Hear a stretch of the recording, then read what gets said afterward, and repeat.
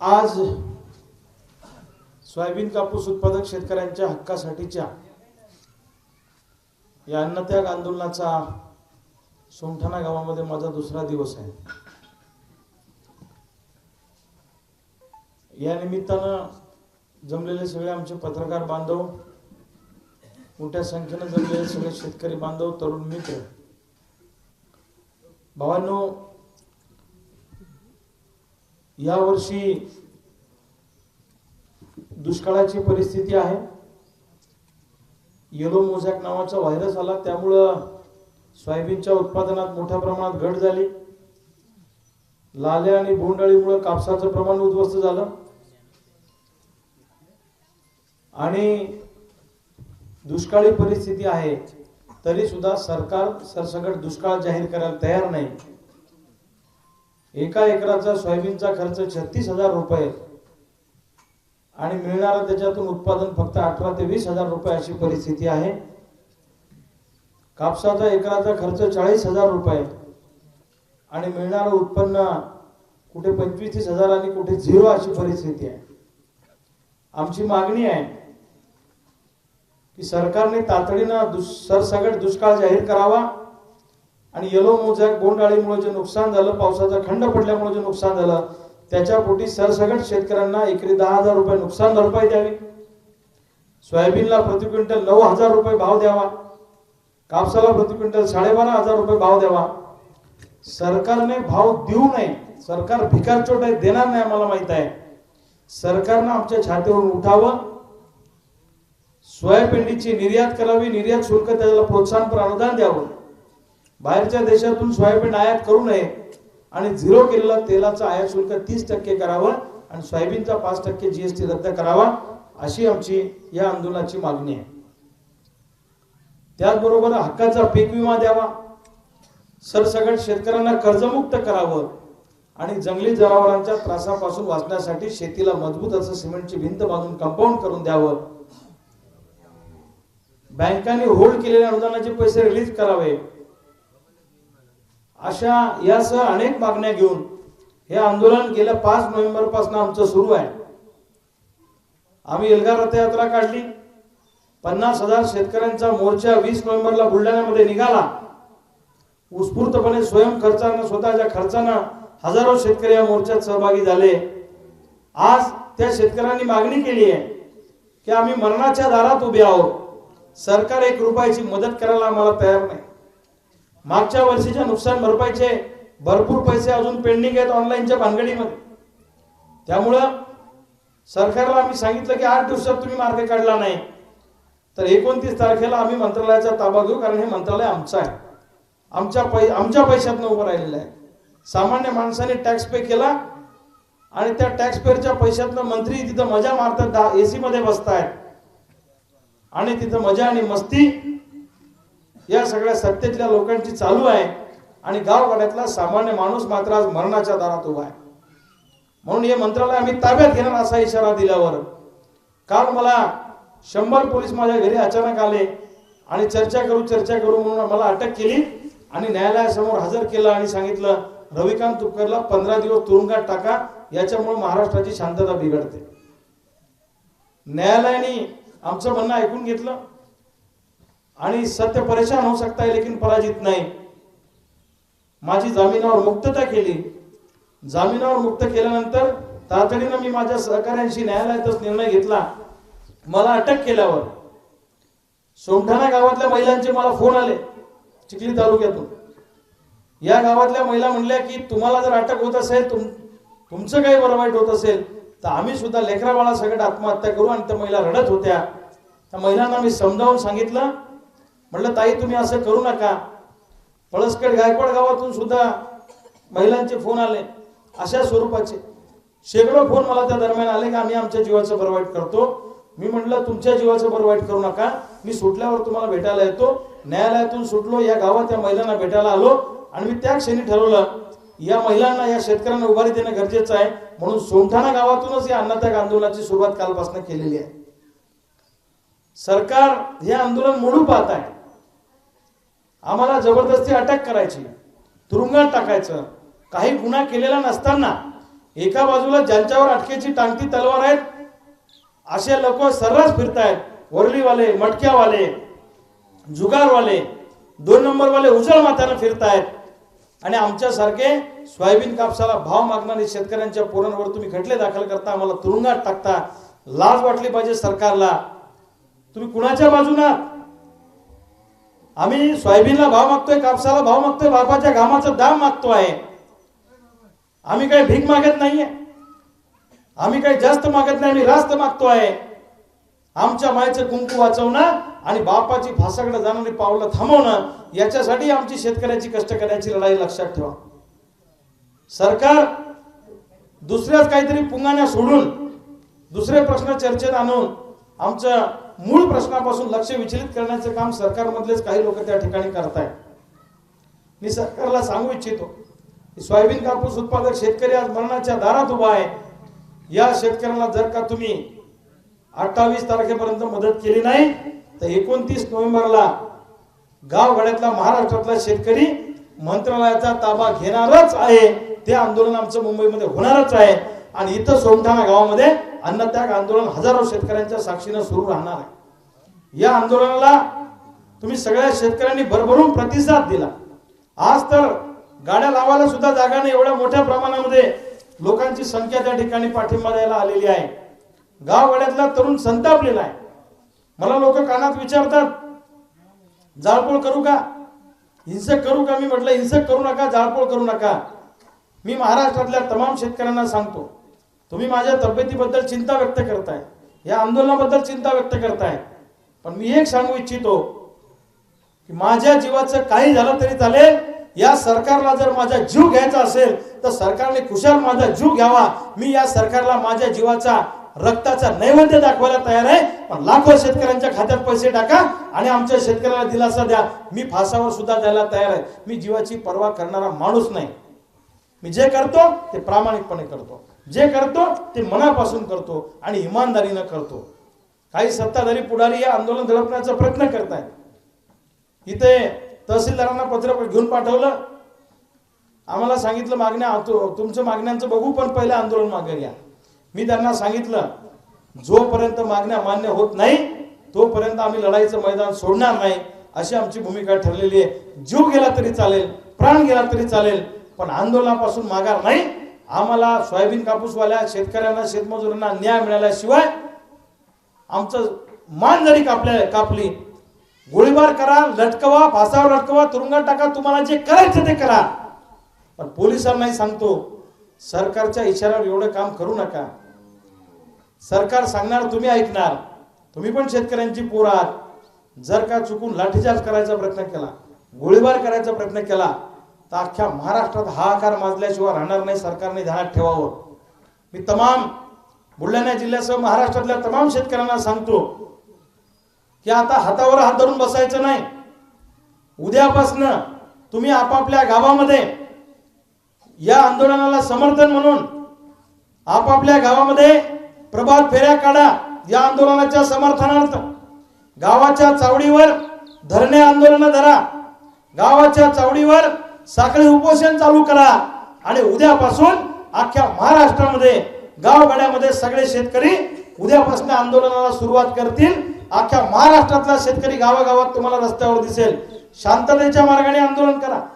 शांततेच्या मार्गाने आपली ताकद आपण सरकारला दाखवून देऊ की आमची ताकद काय आहे. तुम्ही कायदा हातात घ्यावा, तुम्हाला कशात तरी अडकवावं ही सरकारचीच इच्छा आहे. म्हणजे म्हणायला होतंय की तुम्हीच काहीतरी केलं म्हणून आम्ही तुम्हाला तुरुंगात टाकलं. भावांनो, माझी सगळ्या शेतकऱ्यांना आणि शेतकऱ्याच्या तरुण पोरांना विनंती आहे की उद्यापासून गावागावामध्ये प्रभात फेऱ्या, धरणे आंदोलन, साखळी उपोषण प्रचंड मोठ्या संख्येने गावाच्या चावडीवर, रस्त्यावर या, गावांमध्ये जागर करा आणि या सरकारच्या विरोधामध्ये एक प्रखर, परखड आणि निर्भीड भूमिका गावागावातल्या शेतकऱ्यांनी घ्यावी. पक्षाचे झेंडे बाजूला ठेवू आणि शेतकरी शेतमजूर म्हणून एकत्र येऊ असा नारा आपल्याला द्यायचा आहे.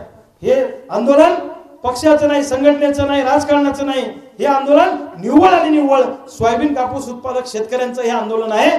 त्यामुळं तमाम महाराष्ट्रातल्या शेतकऱ्यांनी उद्यापासून रस्त्यावर उतरा, गावागावामध्ये प्रभात फेऱ्या काढा, शांततेच्या मार्गाने प्रचंड मोठ्या संख्येने गावागावामध्ये धरणे आंदोलन करून साखळी उपोषण करून त्या ठिकाणी आंदोलनाचा श्रीगणेशा करा. सरकार काय भूमिका घेतं ते बघू. टप्प्याटप्प्याने या आंदोलनाची तीव्रता आपल्याला वाढवायची आहे. ज्याला जे जे जमल ते करा, पण या शेतकऱ्याच्या स्वातंत्र्याच्या लढाईमध्ये क्रांतिकारक म्हणून सहभागी व्हा.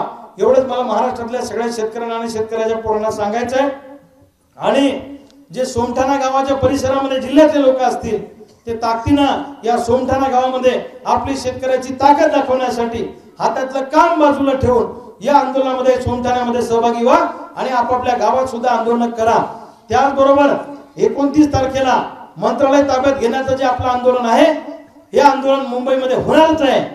लक्षात ठेवा, 28 तारखेला ठरल्याप्रमाणे सकाळी 9 वाजता आपल्याला स्वाभिमानी हेल्पलाईन सेंटर या ठिकाणाहून हजारो शेतकरी घेऊन शेकडो वाहनांचा ताफा घेऊन मुंबईच्या दिशेने आगेकूच करायचे. 28 तारखेला आपण मुंबईला मुक्कामी जाणार रात्री आणि 29 तारखेला सकाळी मंत्रालयाचा ताबा आपण घेणारच आहे. रोख शक्यतो रोखलो.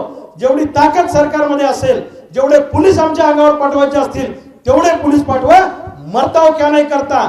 लक्षात ठेवा, जर आम्ही स्वतः मरायला तयार होऊ शकतो तर आम्ही मारायला सुद्धा तयार होऊ शकतो. याचं भान सरकारने ठेवावं. लाठीचार्ज केल्यानंतर काय होतं हे मनोज जरांगे पाटलांच्या मराठा आरक्षणाच्या आंदोलनात तुम्ही बघितलेलं आहे. आमच्यावर सुद्धा तुम्ही फेब्रुवारी महिन्यात लाठीचार्ज केला, पण आम्ही हिंमत हारलो नाही, दबकलो नाही. आम्ही पुन्हा त्याच ताकदीने रस्त्यावर आलो. म्हणून शेतकऱ्याच्या सामान्य शेतकऱ्यावर जर का लाट्या काट्या चालवाल तर याद राखा, जशास तसं उत्तर दिलं जाईल. रक्तपात होईल, काय रक्ताचा सडा वाहील, रक्ताच्या नद्या सांडतील, पण आंदोलनातून माघार घेणार नाही अशी आमची भूमिका ठरलेली आहे. धन्यवाद.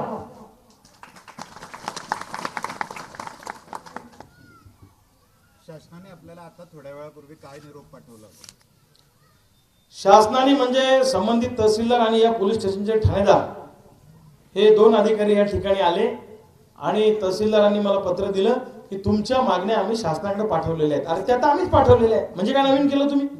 आम्ही पण शासनाकडे निवेदन दिलेलंच आहे ना. तुम्ही काय नवीन केलं? आमच्या मागण्यांच्या संदर्भामध्ये सरकारने काय केलं हे मुद्देवाईज आम्हाला सांगावं. काही मागण्या आमच्या केंद्र सरकारशी संबंधित आहे, काही मागण्या आमच्या राज्य सरकारशी संबंधित आहे, काही मागण्या जिल्हा स्तरावर संबंधित आहे. अनेक मागण्या तर अगदी जिल्हा लेवलला सुद्धा सुटू शकतात. परंतु थातूर मातूर भूमिका, आपलं काहीतरी गेलो बाबा उपोषणाच्या ठिकाणी पत्र देऊन आलो आणि उपकार केले अशी भाषा जर अधिकारी करणार असतील तर हे चालणार नाही. आमच्या प्रश्नावर निर्णय घ्या. यांना भीती वाटते अनेक नेत्यांना सत्तेतल्या, यांना श्रेय जाईल, यांना मोठे करू नका, क्रेडिट देऊ नका. आम्हाला क्रेडिटशी घेणं देणं नाहीये. लक्षात ठेवा, श्रेय तुम्ही घ्या. काय खुशाल तिकडे नाचायचं तुम्ही नाचा. आमच्या ज्या मागण्या सोयाबीन कापूस उत्पादकांच्या त्या सोडवा. आम्ही तुमची घोड्यावर मिरवणूक काढतो. श्रेय खुशाल तुम्ही घ्या, आमचं काही म्हणणं नाही. बरोबर आहे की नाही? त्यामुळं ते असले पत्र म्हणजे तुमचं निवेदन वर पाठवलं. अरे आम्ही निवेदन देऊ थोकलं, आमचं निवेदन ऑलरेडीच वर गेलेलं आहे. पुढचं सांगा काय ते. हे शेतकऱ्यांचं आंदोलन आहे.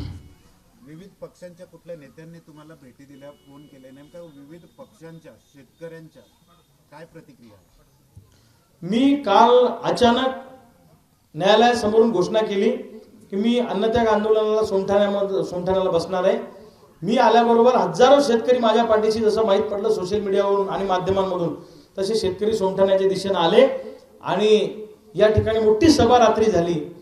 जवळपास 25-50 गावचे लोक आंदोलनाला पाठिंबा द्यायला काल रात्री आले आणि वारकरी संप्रदायाचे हरिभक्तपरायण पुरुषोत्तम महाराज पाटील हे सुद्धा आले. अनेक लोक, मोठमोठे लोक या आंदोलनाला पाठिंबा द्यायला कालपासून सुरू आहे. आज सकाळपासून तर या गावात रीग लागली आहे. जत्रेचं स्वरूप या गावाला आलं. लोक येतात, पाठिंबा देत आहेत, थांबतायत, जात आहेत, पुन्हा येत आहेत, पुन्हा जात आहेत. आणि आज संध्याकाळी मोठ्या संख्येनं लोक या गावामध्ये असणार आहेत. मी संध्याकाळी सगळ्या शेतकऱ्यांना संबोधित करणार. शेतकऱ्यांची चर्चा करून पुढची पुन्हा दिशा त्या ठिकाणी आम्ही ठरवणार आहोत. परंतु आमची एक दिशा आज दुपारी ठरली की उद्यापासून गावागावातल्या शेतकऱ्यांनी गावागावामध्ये आंदोलन सुरू करायचे. तुमची जी मागणी आहे ते शेतकऱ्यांची मागणी आहे आणि प्रत्येक वर्षी तुम्ही सोयाबीन कापूस प्रश्नाबाबत आंदोलन करताय. सरकार कुठेतरी कानाडोळा करताय. मग तुम्ही न्यायालयात दाद का मागत नाही?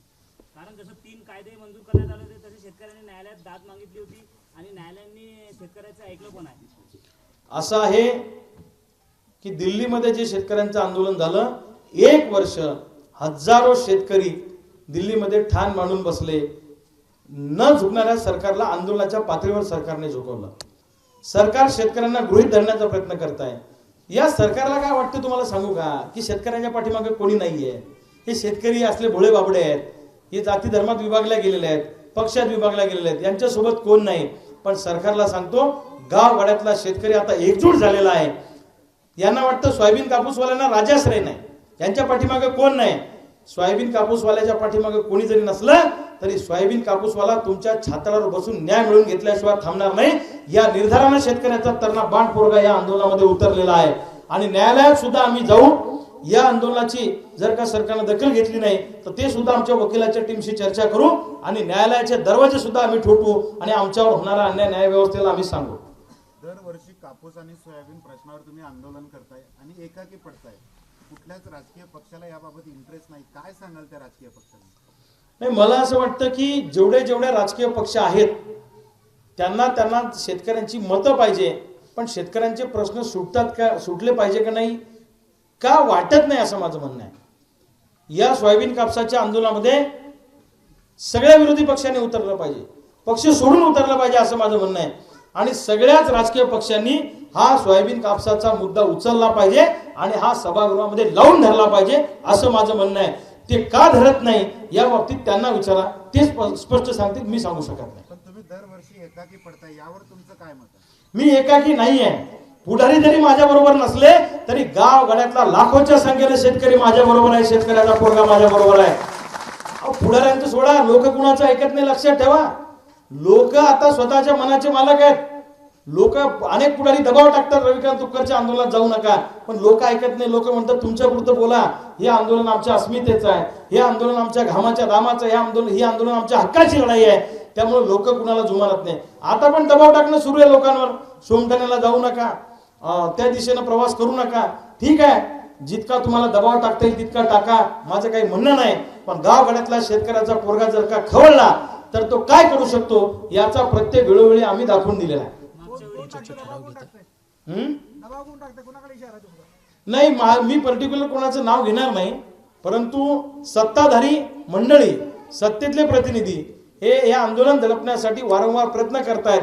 म्हणून तर पोलिसांनी काल मला अटक केली, म्हणून तर पोलिसांनी काल मला जबरदस्ती नेलं. पण न्यायालयाने माझ्या बाजूने निर्णय दिला, आमचं म्हणणं ऐकून घेतलं आणि एवढा युक्तिवाद केला यांनी की जसं काही आम्ही दाऊदच्या नारुंगवळीच्या टोळीत काम करतो. आम्ही काय दहशतवादी आहे का? आम्ही काय नक्षलवादी आहे का? आमच्यावर तुरुंगात टाकता, खटले भरता, खोट्या केसेस करता आणि न्यायालयात सांगता की यांना 15 दिवस तुरुंगात ठेवा.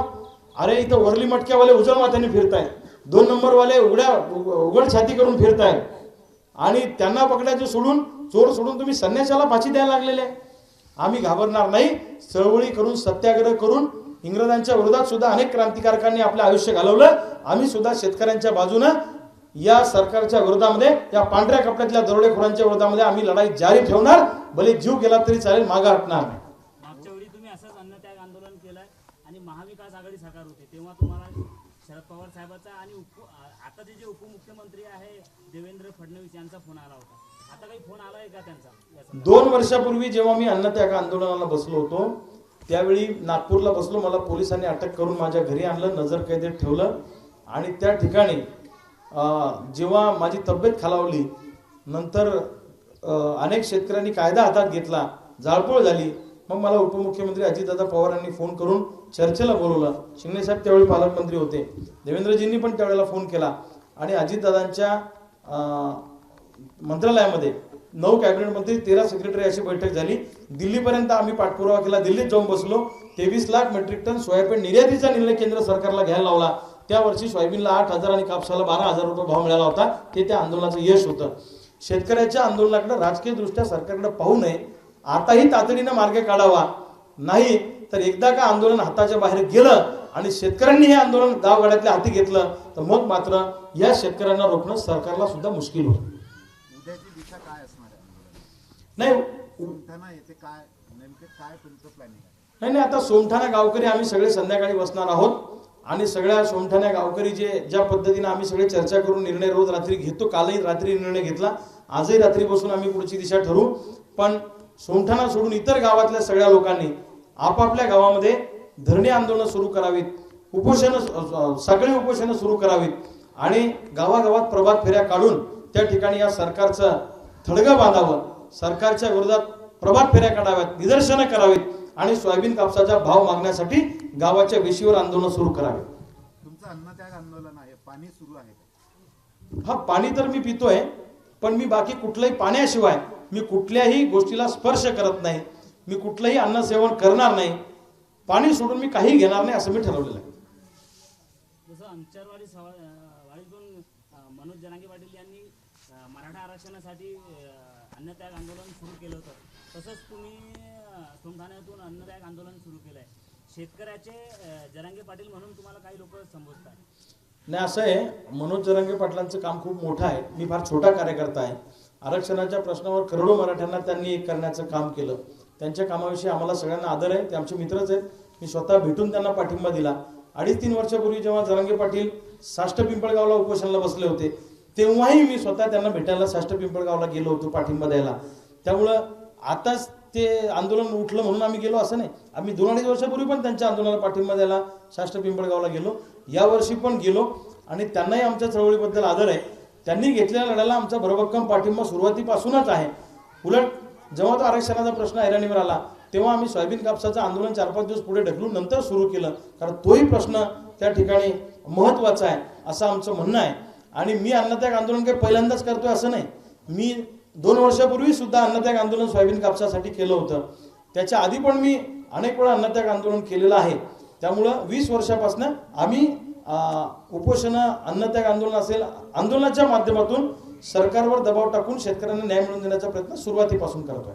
29 तारखेपासून आपण जे आंदोलन करणार आहे त्याचं शेड्यूल आपण जाहीर केलं. असे असताना आता पोलीस तुम्हाला आंदोलन कसे करू देतील? कुठलं? 29 तारखेचं मुंबईचं आंदोलन जेव्हा आपण शेड्यूल जाहीर केलं की इतक्या तारखेला जाणार आहे, तर हे आंदोलन ते तर आम्ही सुरुवातीलाच केलेलं आहे ना सर. आम्ही ज्या दिवशी आंदोलनाची घोषणा केली आपल्या 50,000 शेतकऱ्यांच्या समोर शेतकऱ्यांना विचारून, त्याच दिवशी मी जाहीर केलं की 28 तारखेला स्वाभिमानी हेल्पलाईन सेंटर समोरून आपण ताफा घेऊन त्या ठिकाणी मुंबईच्या दिशेनं जाणार आहोत आणि मंत्रालयाचा ताबा घेणार आहोत. आम्हाला असं चोरून काही करायला आवडत नाही. जे करतो ते मर्दानी माणसासारखं करतो, कारण आम्ही शेतकऱ्याची पोरं ही मर्दाची औलाद आहोत. आम्ही भेकडाची औलाद नाही आहोत, लक्षात ठेवा. त्यामुळे जे सांगू ते सांगून करू, जे करू ते खुलेआम करू आणि होऊन जाऊ दे 2 हात काय व्हायचं ते. परंतु आमचा अधिकार आहे, आंदोलन करणं आमचा अधिकार आहे, सत्याग्रह करणं आमचा अधिकार आहे. त्याच्यापासून आम्हाला कुणी रोखू शकत नाही. काल रोखलं, न्यायालयाने आम्हाला सोडलं. मी तुम्हाला सांगितलं, मी स्वतःही जाणार आहे. मी अन्नत्याग आंदोलन कंटिन्यू ठेवणार आहे आणि कंटिन्यू करत करत आम्ही सगळे लोक जाणार आहे. इथं सुद्धा माय मावल्या इथं बसणार आहेत. इथं सुद्धा आंदोलन सुरू राहील आणि तिथलंही आंदोलन होईल. ही सरकार शेतकऱ्याची सरकार आहे असे मुख्यमंत्री म्हणताय, काय म्हणणार तुम्ही? मुख्यमंत्री म्हणतात की सरकार शेतकऱ्यांची आहे. मुख्यमंत्र्यांना सांगतो, आमदार खासदार विकत तुम्हाला मिळत आहेत, त्यामुळं तुम्ही कदाचित शेतकऱ्याकडे लक्ष देत नाही, दुर्लक्ष करताय. हे सरकारच मुळात असंवैधानिक सरकार आहे. हे काही संविधानानं बसलेलं सरकार नाही आहे. आज संविधान दिवस आहे, आज शहीद दिवस आहे. 26/11चा हल्ला झाला होता आज. या निमित्तानं मी क्रांतिकारकांचं स्मरण करतो, आपल्या ज्यांनी 26/11च्या हल्ल्यामध्ये जीव गमावला. संविधान या देशामध्ये सगळ्यात मोठं आहे. संविधानाची पायमल्ली करण्याचं काम सरकार त्या ठिकाणी करत आहे आणि म्हणून मोडतोड करून सरकार बनवणं आणि शेतकऱ्यांना फाट्यावर मारणं, ते सत्तेत आलं आम्हाला दुःख नाही, आमच्या काही पोटात गोळा आलेला नाही. पण सत्तेत असताना छत्रपती शिवाजी महाराजांचं नाव घेऊन सरकार चालवता आणि छत्रपती शिवाजी महाराजांची जी वागणूक होती, विचार होते, त्या पद्धतीने वागत नाही. दुष्काळ पडला त्यावेळी छत्रपती शिवाजी राजांनी शेतकऱ्यांना अवजारं दिले, धान्य दिलं, बियाणं दिलं, शेतकऱ्यांना जगवण्याचं काम केलं. गोडाऊनचे गोडाऊन, कोठाराचे कोठार खुले करून दिले.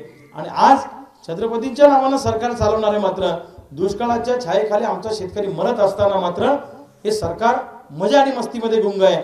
रोम जळत असताना रोमचा राजा जसा बिगुल वाजवत बसला होता, तसा महाराष्ट्र दुष्काळाने होरपळत असताना सरकार मात्र मजा मस्तीमध्ये व्यस्त आहे. अशी सध्याची परिस्थिती आहे. एबीपी माझा, उघडा डोळे बघा नीट.